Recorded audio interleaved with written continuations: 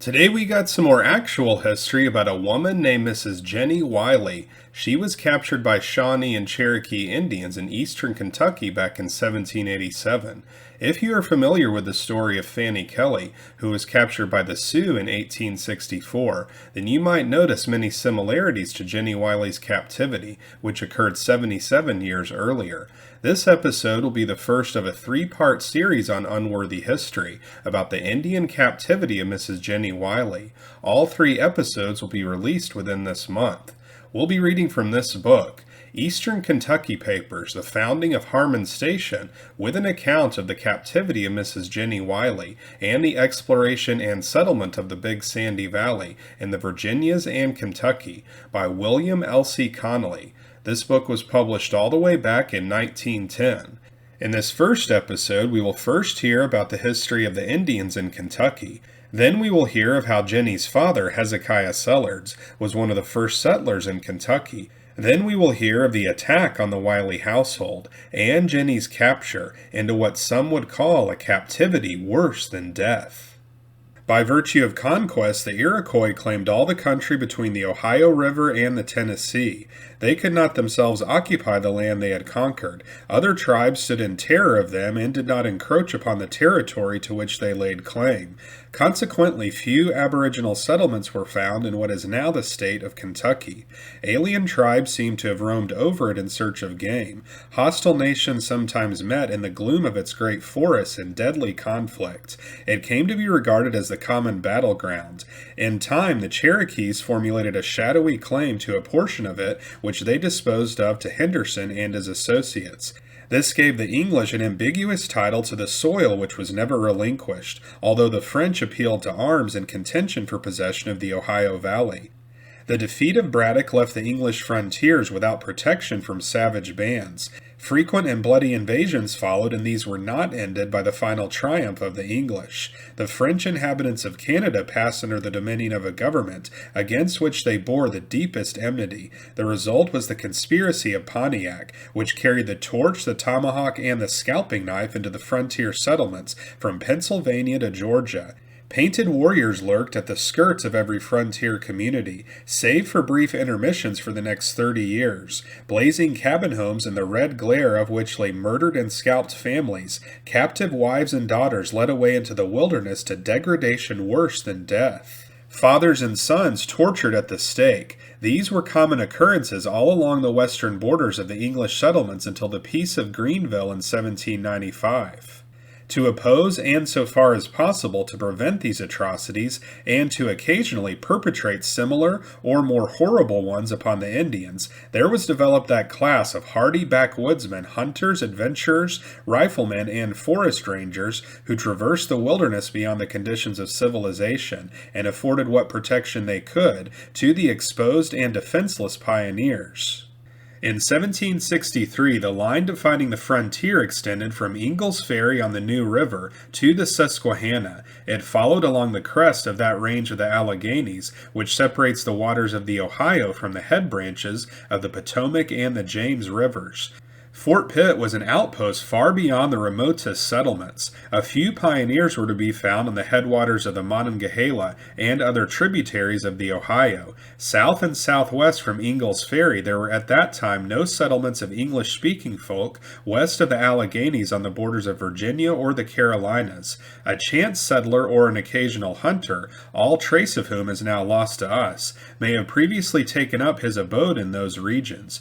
To the line indicated, the vanguard of the English advance had pushed. Beyond lay the wilderness, deep, dark, dangerous, unexplored, unknown, but with a fascination wholly irresistible. Mongrel hordes of painted Indians wandered through its forest reaches in search of the buffalo, the deer, the bear, and often in stealthy and deadly search for one another. Here was a land having the inherent capacity for the development and maintenance of an empire unpeopled and wrapped in the unbroken silence of perpetual solitude. It was a desirable land, a land of plenty even for barbarians. Food was easily obtained by them, for unnumbered thousands of the American bison congregated on the treeless plains of the Illinois and the Ohio, and herds of deer wandered in the sunless mazes of the forest-clad ranges of the Cumberland and the Alleghanies. It was a land of enchanting beauty. Savage tribes of barbarians contended for it. The contumelious French buried leaden plates upon the wooden shores of its principal rivers, in defiant challenge to the further advance of the stubborn Briton, who was slowly but irresistibly pushing deeper and deeper into it from his compact habitat along the Atlantic seaboard, with the immutable purposes of conquest and occupancy. Hezekiahards was a Scots-Irish pioneer in the upper Shenandoah Valley. He moved into that country from Pennsylvania. He built his cabin 20 miles from the nearest neighbor. He was a typical settler and a genuine frontiersman and backwoodsman. The location of his residence in the valley cannot now be determined with any degree of certainty. It was in the mountains about the sources of the Shenandoah River. It was in a community where many Presbyterians afterwards settled. Sellers himself was a Presbyterian of the strictest sort. He was a man of strong character and sterling worth. He was a man of such standing in his church that in the absence of the minister he could hold the services, and he often preached to the congregations which assembled in his house upon his invitation. For his time and place, he was a man of considerable property, industry, economy, and thrift being strong characteristics of the old woodsman. He was a man of some learning, and at considerable trouble and expense he had his children instructed in the common elementary branches. His children were strictly trained in that severity of morals exacted of the old Covenanters. These religious principles were the foundation upon which they were expected to build correct lives. The above makes up the sum total of what is known of Hezekiahards in his residence on the Shenandoah River. In addition to his farming, he was a hunter. In company with his neighbors, he made annual journeys into forests beyond the New River. The object of the hunter in those days was as much to find a desirable place in which to locate when next he determined to move, as to secure meat and skins. A more charming country than the western highlands of Virginia would be difficult indeed to find. Sellards and his associates hunted in that region about the head of Wolf Creek, and along Walker's Creek, going sometimes to the Clinch and the Holston. Their choice of locality finally fell upon Walker's Creek and Walker's Mountain. Long before it was safe to do so, perhaps before 1760, a colony of which Sellards was a member and perhaps the leader, settled about Walker's Mountain. The date is not definite, but they were beset by Indians for 30 years. In their migration to their new home, they drove their flocks and herds before them, and carried their wives and children, and their household effects upon pack horses. The names of the other families of this western migration are not now positively known. It is probable that the Staffords, Porters, Damerons, and others now represented in the eastern Kentucky families came into that part of Virginia with Hezekiahards. The number of persons and families cannot now be told, but prudence demanded that settlers going into the wilderness should go in sufficient force to withstand the Indian bands by which they were sure to be assailed. Sellards and his associates conformed to the type found all along the frontier. They were soldiers as well as settlers. They were armed with the old long, heavy, hair-trigger flintlock rifle, and with that rude weapon their aim was true and deadly. In woodcraft they could circumvent the Indian. They were cool, positive, confident, alert, courageous, resourceful, and self-reliant. Before going on with the work at hand, it will be profitable to note a few features of backwoods life. The pioneers were their own tanners, harness makers, and shoemakers. They built their own houses and made their own furniture and agricultural implements. Salt and iron were indispensable and had to be brought in upon pack horses from the stations or older settlements where they were purchased with skins, furs, dried venison, and ginseng. Both were used sparingly. Often a cabin was completed without there being a single nail, bolt, or spike used in its construction. Flax and cotton were grown by almost every settler. These, with the wool from the few sheep that escaped the wolves, furnished material for cloth which was woven in looms in the pioneer homes. The feathers of ducks and geese furnished beds, which found so much favor that they have not been discarded to this day. Clothing for the women was homespun, home-woven, and homemade, coarse but substantial and comfortable. That of the men was of the same manufacture and often supplemented with skins, dressed and not dressed. The fringed hunting shirt and leggings, along with a fur cap and moccasins, made a picturesque garb, and for the scout, guide, hunter, trapper, explorer, or any other dweller in the wilderness, it was the most appropriate that could have been devised. For food, the pioneer depended upon Indian corn, his hogs, and the fruits of the chase. The cornfields surrounded every cabin. Bacon was the favorite meat. Vegetables and fruits grew quickly and were of fine quality. Many edible fruits were found growing wild. Coffee was unknown and tea was unheard of. Substitutes were made from spicewood and sassafras.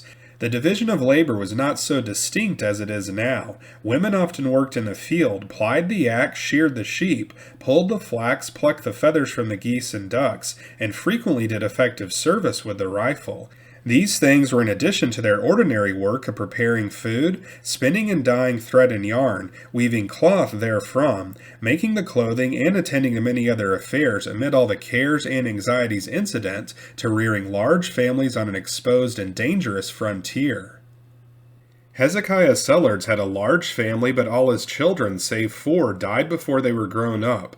2 of his sons, Thomas and Jack, lived on the Buffalo Fork of Johns Creek, and died there each at a great age. 1 daughter married John Borders, a British soldier who served under Cornwallis and was captured at the Battle of Yorktown. During his service he had come to believe in America and in her cause, and had resolved to make this country his home as soon as he could secure his discharge from the army. It is said that he had acquainted his officers of his intention. After the surrender of Cornwallis, Borders soon contrived to be released, and he went immediately to the back settlements of Virginia to begin life in his adopted country. There he met and married a daughter of Hezekiahards. He was an excellent man in every respect, so it is said. From his marriage with Miss Sellards are descended several families now living in eastern Kentucky, one of the most numerous and respectable families being that of the Borders. The remaining daughter of Hezekiahards was Jean, familiarly called by her family and others Jennie Sellards. Her son informed me that she had black hair through which ran a tinge of auburn in her youth. Others say her hair was coal black, and that they saw her many times and had opportunity to know. All agree and say that she was strong and capable of great exertion and great endurance. Until past middle life she was of fine form, and her movements were quick. In her old age she became heavy and slow. She had then 2 heavy overhanging brows. Her eyes were black. She was above medium height. Her face was agreeable and indicated superior intelligence. She was persistent and determined in any matter she had decided to accomplish. She labored in her father's fields. She was familiar with every feature of woodcraft, and she was a splendid shot with the rifle. Even after she settled in the Big Sandy Valley, it required an expert to equal her. Before her marriage, she had killed bears, wolves, panthers, and other wild animals. She was at home in the woods and can hold her way over the trails of the country, either by day or by night. She was endowed with an abundance of good hard Scotch common sense. In spinning, weaving, and other work of the household, she was proficient. I have set down what her son said about her. Most of it was confirmed by other witnesses. Her son insisted that until age began to tell on her, she was a handsome woman. Captain Maias Harmon lived on Walker's Creek and not a great distance from Hezekiahards. He was familiar with all the country along the frontier, and this brought his services into demand by persons seeking new land suitable for settlements. It is said that in the spring of 1767, he led a number of settlers from Strasburg, Virginia, into Abbs Valley. Thomas and Samuel Wiley were members of this party. They were brothers recently arrived from the north of Ireland. Samuel Wiley settled in Abbs Valley, but Thomas remained at the home of Captain Harman, of whom he finally purchased a tract of land. This tract of land was on a branch of Walker's Creek, immediately north of the residence of Harman. Wiley built a cabin of 2 rooms with an open space between on his land, and cleared a field. He courted Jennie Sellards and met with many a rebuff from her father, whose hostility availed nothing, for Jennie looked with favor on the young man, and they were married. This was in the year 1779.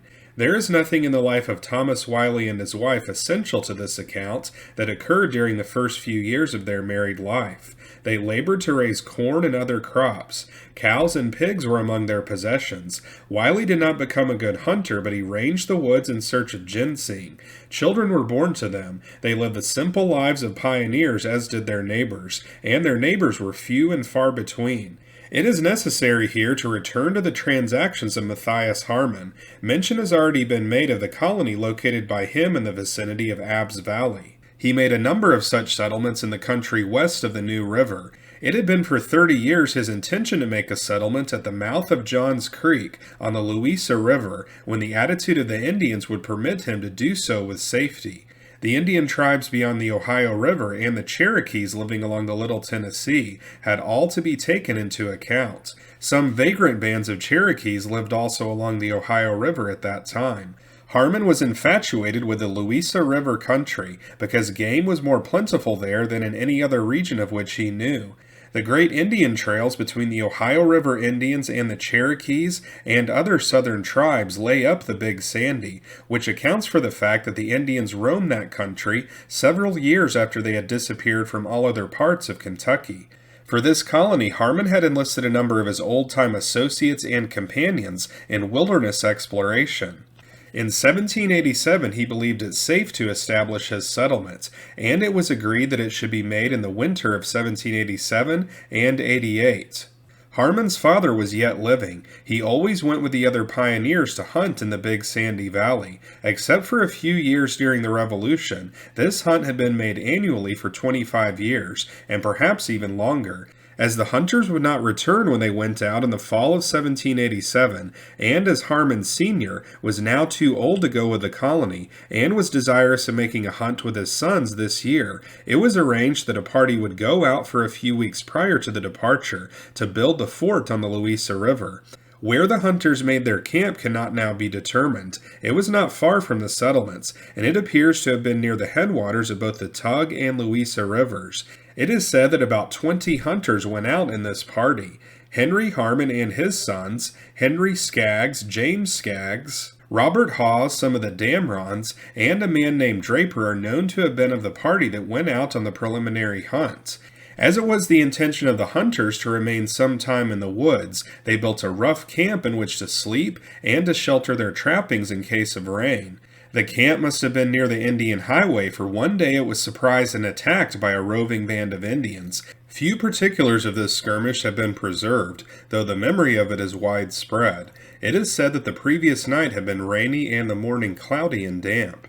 The men had not gone out early, and that fortunate circumstance saved the camp from destruction in all probability. The hunters, not being beyond hearing of gunshots, returned at once, catching the Indian party in the rear and defeating the Indians in a short time. Robert Hawes was wounded in one of his arms. The Indians were pressing the party at the camp when the other hunters returned. A young Cherokee, son of the chief and leader, was armed with bow and arrows only, but he came near killing Henry Harman, and would possibly have done so had not Maias Harmon killed him with a rifle shot. The death of the Indian boy ended the fight. The chief carried the body of his son away with him. Maias Harmon recognized the Cherokee chief as one of the boldest raiders in the Virginia settlements to be found in all of the tribes. He stole horses along all the frontier, murdered families, and carried off plunder of all kinds.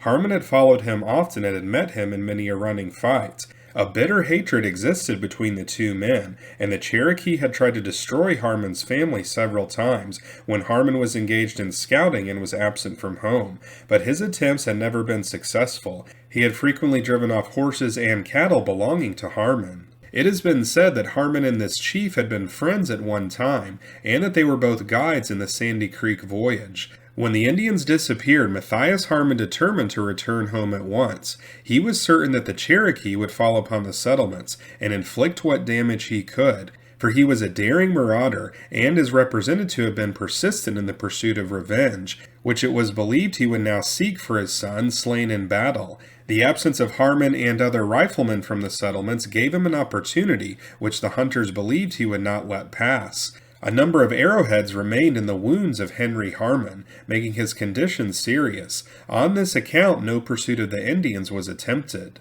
A litter was made, and the wounded man was sent to his home, which was in the vicinity of Abbs Valley, so it is said. The surmise of the hunters concerning the intention of the Cherokee chief proved correct. He went as directly to Walker's Creek as he could from the battlefield. It was the judgment of the hunters afterwards, when all the facts were known, that he divided his band and sent a part of it on to the Cherokee towns, perhaps with the body of his son. The hunters believed that there were more Indians in the party which attacked their camp than in the band which fell upon the home of Thomas Wiley. It was known later that the party with which the Cherokee had attacked the settlement was composed of 2 Cherokees, 3 Shawnees, 3 Wyandots, and 3 Delawares, a total of 11 Indians, a mongrel band, a thing not uncommon at that time. It was also learned that the party was on the trail from the villages beyond the Ohio River to the Cherokee towns on the Little Tennessee, and that they had come upon the camp of the hunters by chance. It was not a war party, but a roving band such as might be encountered at any time in those days in the wilderness. Mrs. Wiley, upon her return, gave a good description of the Indians. She supposed the Cherokee chief to have been more than 50 years of age, possibly 60. He was a large man, stern and hard of countenance, resourceful, full of energy, and quick of mind and body for an Indian, much more cruel than his companions, and treacherous but bold and relentless. His ears and nose were decorated with Indian ornaments, among them silver rings of elaborated workmanship, some of them as much as 3 inches in diameter. He wore buckskin leggins and beaded moccasins, a shirt of red cloth, carried a knife and a tomahawk in his belt, had the shot pouch and powder horn of the white man slung over his left shoulder and under his right arm, and was armed with a long rifle which he carried muzzle forward on his shoulder. He was fierce and irascible, and Mrs. Wiley stood in much fear of him from the first. He had carried away a white woman from the Kanawha settlement a few years previous to this raid. Many years afterwards, it was believed that this was a Mrs. Tackett, descendants of whom live now in Johnson County, Kentucky. Among the Shawnees of the band there was a chief. He was an old man, and while a warrior, he was also a sort of medicine man or priest. He was of grave and solemn mien, and like the Cherokee, he had his nose and ears decorated with Indian gewgaws. But these he seldom wore while on the warpath, they being a part of his ceremonial regalia. He had a number of small silver brooches strung together in chains in which he ornamented himself, and carried rings and other ornaments for his arms, wrists, and ankles. He worshipped the new moon, or performed some manner of incantation in the appearance of every new moon. His songs were long and always recited with solemn dignity, often sung while he marched about a fire kindled for the purpose, and upon which he flung some substance with which tobacco had been previously mixed. Age had not impaired his strength, although he was long since done with much of the ardor which had animated his youth. He was of a more kindly disposition than the other Indians. He did not make much show of his ornaments, as did the Cherokee chief, who carried a buckskin bag containing his silver ornaments, and another also which contained ornaments of shell, bone, brass, and copper. Mrs. Wiley remembered well the state of the weather the day the attack was made upon her home. A heavy rain began at noon, and soon clouds of fog hung about the mountain tops and drifted up the valleys. The autumn frost had turned the forest a somber hue, which, showing under the dull and leaden sky, aroused a sense of melancholy. Thomas Wiley was absent from home that day. Before daylight he had set out for some trading station with a horse laden with ginseng and other marketable commodities which he would barter for domestic necessaries.